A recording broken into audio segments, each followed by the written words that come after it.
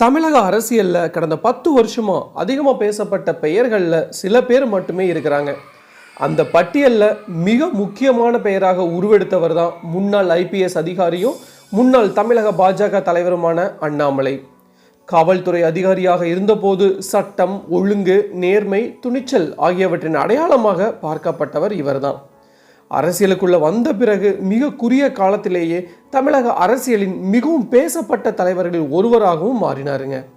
2020 பாஜகவில் இணைஞ்சாரு. 2021 மாநில தலைவராக உயர்ந்தார். அதன் பிறகு பார்த்தீங்கன்னா என் மண் என் மக்கள் யாத்திரை, திமுக அரசுக்கு எதிரான தொடர் விமர்சனங்கள், ஊழல் குற்றச்சாட்டுகள், ஆளும் கட்சியை நேரடியாக சவால் செய்த அரசியல் பாணி என தமிழக அரசியலில் தனக்கென ஒரு அடையாளத்தை உருவாக்கினார். தமிழகத்தில் பாஜக வரலாற்றில் முதன் முறையாக இரட்டை இலக்க வாக்கு சதவீதத்தை எட்டியதற்கு அண்ணாமலையின் தீவிர களப்பணியே காரணம் அப்படின்ட்டு அவரது ஆதரவாளர்கள் வாதிடுறாங்க. ஆனால் அரசியல் அப்படிங்கிறது வெறும் வளர்ச்சியின் கதை மட்டும் இல்லைங்க. அது முரண்பாடுகள், கூட்டணிகள், அதிகார சமநிலைகள், எதிர்பார்ப்புகள், இன்னும் குறிப்பாக சொல்லணும்னா ஏமாற்றங்களின் கதையும் கூடவே இருக்குது.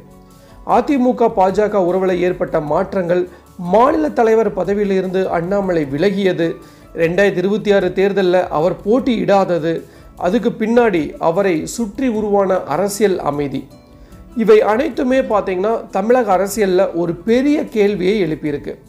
அண்ணாமலையின் அடுத்த அரசியல் நகர்வு என்ன அப்படின்னு தான் அந்த கேள்வி. இப்போ அந்த கேள்வி இன்னும் பெருசாக மாறியிருக்கு. அண்ணாமலை புதிய அரசியல் கட்சி தொடங்க போகிறாரா, இல்லை புதிய மக்கள் இயக்கத்தை உருவாக்க போகிறாரா என்ற விவாதம் தமிழகம் முழுவதும் பரவி வருதுங்க. கோவையில் ஒட்டப்பட்ட போஸ்டர்கள், ஆதரவாளர்களின் எதிர்பார்ப்புகள், டெல்லி பயணம், 2 நாட்களில் பேசுகிறேன் என்ற அவரது பதில், இன்னும் குறிப்பாக சொல்லணும்னா அவரை சுற்றி உருவாகியுள்ள அரசியல் பரபரப்பு, இவை அனைத்துமே தமிழ்நாட்டில் ஒரு புதிய அரசியல் அத்தியாயம் தொடங்க போகிறதா என்ற கேள்வியை எழுப்பியிருக்கு.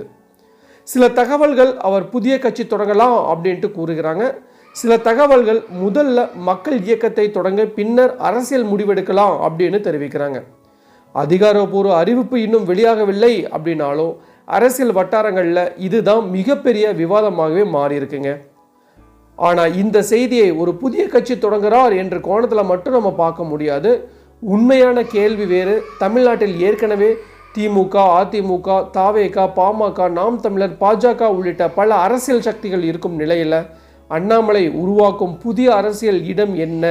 அவர் பாஜக வாக்குகளை பிரிப்பாரா, அதிமுகவின் அதிருப்தி வாக்குகளை ஈர்ப்பாரா, இளைஞர்களின் மாற்ற அரசியலை பிரதிநிதித்துவப்படுத்துவாரா, இல்லை தமிழகத்தில் திராவிட அரசியலுக்கு மாற்றாக ஒரு புதிய அரசியல் பாதையை உருவாக்க முயற்சிப்பாரா? இந்த கேள்விகளுக்கான பதில் தான் அடுத்த சில மாதங்களில் தமிழக அரசியலின் திசையை தீர்மானிக்க போகுது அப்படின்னு சொன்னால் அது மிகையாகாதுங்க. அதனால தான் இது வெறும் அண்ணாமலை புதிய கட்சி என்ற செய்தி இல்லை. இது தமிழக அரசியலில் ஒரு புதிய சக்தி பிறக்கிறதா, இல்லை ஒரு பெரிய அரசியல் சோதனை தொடங்குகிறதா என்ற கேள்வியும் தொடக்கம் கூட. அந்த முழு வரலாறு, அண்ணாமலையின் IPS பயணம் முதல் பாஜக வளர்ச்சி, அதிமுக பாஜக உறவு, 2026 தேர்தல் பின்னணி, புதிய கட்சி குறித்த பரபரப்பு மற்றும் எதிர்கால அரசியல் தாக்கம், அனைத்தையும் தான் இன்றைக்கி நாம் விரிவாக பார்க்க போகிறோம். சப்போஸ் இப்போ தான் ஃபஸ்ட் டைம் நம்ம சேனலுக்கு வரீங்க அப்படின்னா மறக்காமல் நம்ம சேனலை சப்ஸ்கிரைப் பண்ணிடுங்க. கூட பெல் ஐகானை கிளிக் பண்ணுங்கள். அப்படின்னா தான் இது மாதிரி இன்ஃபர்மேட்டிவ் வீடியோ உங்களால் ரெகுலராக பார்க்க முடியும். வாங்க வீடியோக்களை போகலாம். தமிழக அரசியலில் கடந்த சில ஆண்டுகளாக பார்த்தீங்கன்னா மிக அதிகமாக விவாதிக்கப்பட்ட தலைவர்களில் ஒருவராக உருவெடுத்திருப்பவர் தான் அண்ணாமலை அவர்கள்.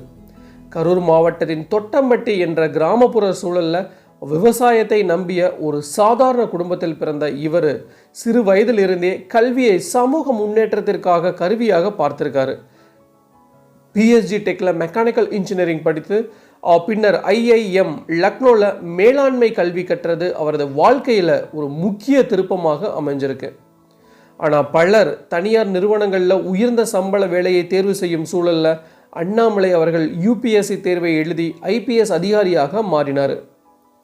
2011 இந்திய காவல் சேவையில் இணைந்த இவர் கர்நாடகா மாநிலம் உடுப்பி, சிக்கமகளூர், பெங்களூரு தெற்கு உள்ளிட்ட பகுதிகளில் பணியாற்றிய போது சட்டம் ஒழுங்கு நடவடிக்கைகளில் கடுமையான அணுகுமுறையை கடைபிடிச்சிருக்காரு. குறிப்பாக பார்த்தீங்கன்னா ரவுடி ஷீட்டர்ஸ் மீது எடுத்த நடவடிக்கைகள், பொதுமக்களுடன் நேரடி தொடர்பு, இன்னும் குறிப்பாக சொல்லணும்னா ஊழலுக்கு எதிரான நிலைப்பாடு காரணமாக சிங்கம் ஐபிஎஸ் என்ற பெயரை பெற்றிருக்கிறாரு.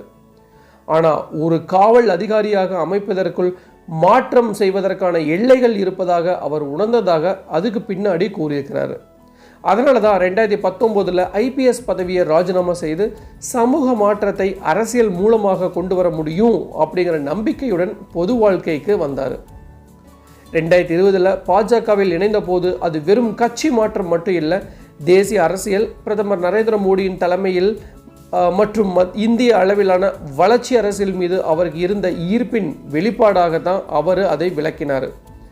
அந்த நேரத்தில் தமிழக பாஜக திராவிட கட்சிகளின் ஆதிக்கத்திற்கு மத்தியில் தனித்து பெரிய அரசியல் சக்தியாக உருவாக முடியாமல் போராடி கொண்டிருந்தது. 1998 கூட்டணி அரசியலின் மூலம் சில வெற்றிகளை கண்டிருந்தாலும் தனித்து மக்கள் இயக்கமாக வளர முடியல. இந்த சூழ்நிலையில தான் அண்ணாமலை வருகை பாஜகவுக்கு ஒரு புதிய முகத்தை கொடுத்ததுன்னே சொல்லலாங்க. 2021 சட்டமன்ற தேர்தலில் அரவக்குறிச்சி தொகுதியில் போட்டியிட்டு தோல்வி அடைஞ்சாலும் அந்த தோல்வி அவரது அரசியல் வளர்ச்சியை தடுக்கலைங்க. அதுக்கு மாறாக பார்த்தீங்கன்னா சில மாதங்களிலேயே மாநில தலைவராக நியமிக்கப்பட்டார். டெல்லி தலைமையிடம் அவர் பெற்றிருந்த நம்பிக்கையை காட்டியது. அதுக்கு பின்னாடி தமிழக பாஜகவின் அரசியல் மொழியையே மாற்றியதுங்க. சமூக ஊடகங்களிலும் கடுமையான பிரச்சாரம், இளைஞர்களை ஈர்க்கும் நேரடி பேச்சு, தரவுகளுடன் கூடிய அரசியல் விமர்சனம் மற்றும் எதிர்க்கட்சிகளை நேரடியாக சவால் செய்யும் அணுகுமுறை ஆகியவை பார்த்தீங்கன்னா பாஜகவுக்கு புதிய அடையாளத்தை உருவாக்குச்சு.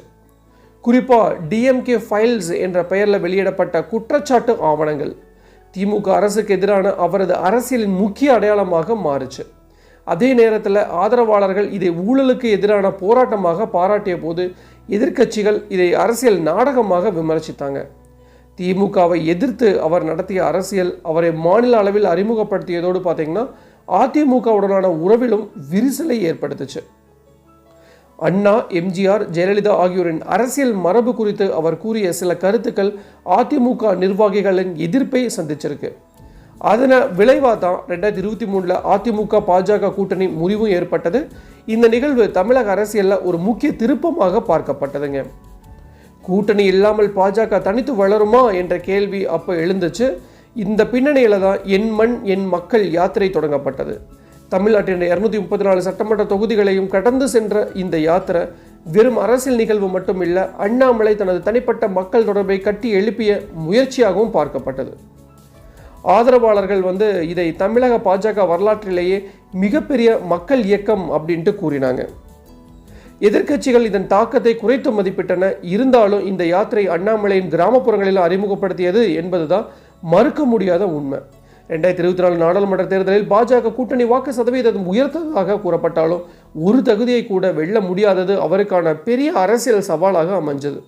அதே நேரத்தில் நகர்ப்புற இளைஞர்கள் முதல் தலைமுறை வாக்காளர்கள் மற்றும் சமூக ஊடக தலைமுறை மத்தியில் அவர் ஒரு புதிய ஆதரவு தளத்தை உருவாக்கியிருக்காரு.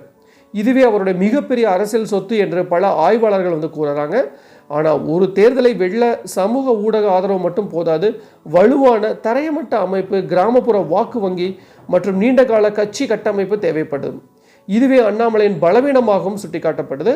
ஸோ இதற்கிடையில் தான் 2026 அரசியல் சூழலை விஜய் தலைமையிலான டிவிக்கு உருவாக்கிய புதிய இளைஞர் அலை அண்ணாமலையின் அரசியல் வளர்ச்சிக்கு போட்டியாக அமைஞ்சது. ஒரே வகையான மாற்ற அரசியல் வாக்காளர்களை இருவரும் இலக்காக கொண்டதால் ஆதரவு தளங்களில் பேட்டி உருவானது. ஸோ தேர்தலுக்கு பிறகு பாஜக எதிர்பார்த்த வளர்ச்சி கிடைச்சதா என்பது இன்னும் விவாதத்துக்குரிய விஷயமாகவே இருக்குது. அதனுடன் பார்த்தீங்கன்னா அண்ணாமலை பதவி விலகுவாரா, புதிய கட்சி தொடங்குவாரா என்ற வதந்திகளும் பரவியிருக்கு. அதிகாரப்பூர்வ உறுதிப்படுத்தல்கள் இல்லாவிட்டாலும் இந்த விவாதம் அரசியல் வட்டாரங்களில் தொடர்ந்து பேசப்பட்டு வருது. ஏன்னா தமிழக வரலாற்றில் எம்ஜிஆர் அதிமுக உருவாக்கியதும், விஜயகாந்த் தேமுதிகவை உருவாக்கியதும், விஜய் தனது கட்சியை உருவாக்கியதும் பெரிய தாக்கத்தை ஏற்படுத்திய நிகழ்வுகள். அதே மாதிரி தான் அண்ணாமலை தனி கட்சி தொடங்கினால் அது பாஜக வாக்குகளை பிரிக்குமா அல்லது புதிய வாக்காளர்களை உருவாக்குமா என்பது முக்கிய கேள்வியாக உள்ளது. அவருடைய பலன் பேச்சு திறன் தான், நிர்வாக அனுபவம், தேசிய அளவிலான தொடர்புகள் மற்றும் இளைஞர்களை ஈர்க்கும் திறன். பலவீனம் கிராமப்புற அமைப்பு, வலிமை குறைவு, பாரம்பரிய வாக்கு வங்கி இல்லாமை மற்றும் திராவிட அரசியல் ஆதிக்கம். தமிழக அரசியல் வரலாற்றை பார்த்தா புதிய கட்சிகளில் அதிமுக மட்டுமே ஆட்சியை கைப்பற்றிய மிகப்பெரிய வெற்றி கதையாக இருக்கு. தேமுதிக, மக்கள் நீதி மையம் போன்றவை தாக்கத்தை ஏற்படுத்தினாலும் ஆட்சியை அடையவில்லை. இந்த வரலாற்று பின்னணியில தான் அண்ணாமலையின் அடுத்த அரசியல் முடிவு மிக முக்கியமானதாக பார்க்கப்படுது. அவர் தேசிய அரசியலில் முக்கிய பங்கு வகிப்பாரா, தமிழக பாஜகவை தொடர்ந்து வழிநடத்துவாரா, இல்லை முற்றிலும் புதிய அரசியல் பாதையை உருவாக்குவாரா என்பது இன்னும் திறந்த கேள்வியாகவே இருக்கு. 2031 நோக்கி தமிழ்நாடு நகரும் போது திமுக மற்றும் அதிமுகவின் பாரம்பரிய ஆதிக்கம் குறைந்தால் டிவிகே, பாஜக மற்றும் அண்ணாமலை போன்ற புதிய தலைமுறையின் தலைவர்கள் பெரிய இடத்தை பிடிக்கும் வாய்ப்பு இருக்கிறது என்று சில அரசியல் ஆய்வாளர்கள் கூறுறாங்க. ஆனால் அரசியலில் எந்த தலைவரின் உண்மையான மதிப்பு கூட்டங்களில் திரண்ட மக்களால் இல்லை, தேர்தலில் கிடைக்கும் வாக்குகளால் மட்டுமே தீர்மானிக்கப்படுகிறது. அதனால தான் அண்ணாமலை ஒரு சாதாரண அரசியல்வாதியாக, ஒரு மக்கள் இயக்கத்தின் முகமாக, மாற்றத்தை விரும்பும் தலைமுறையின் அடையாளமாக, இது எல்லாத்துக்குமே காலம் தான் பதில் சொல்ல வேண்டும். ஸோ எது எப்படியோ அண்ணாமலை அவர்கள் 2 நாட்களில் முடிவு தெரிவிக்கிறார் அப்படின்னு சொல்லியிருக்காரு. அது வரைக்கும் நாம் கொஞ்சம் வெயிட் பண்ணி பார்க்கலாம். இதுதான் நான் உங்களுக்கு சொல்ல வர வேண்டிய விஷயம். டெஃபினட்டாக யூஸ்ஃபுல்லாக நினைக்கிறேன். ஸோ மீண்டும் இன்னொரு நாள் இது மாதிரி சுவாரஸ்யமான இன்ஃபர்மேட்டிவ் வீடியோ உங்களை சந்திக்கும் வரை உங்களிடமிருந்து விடைபெறுவது உங்கள் பஞ்சால் மாநகர மைந்தன் சிவா.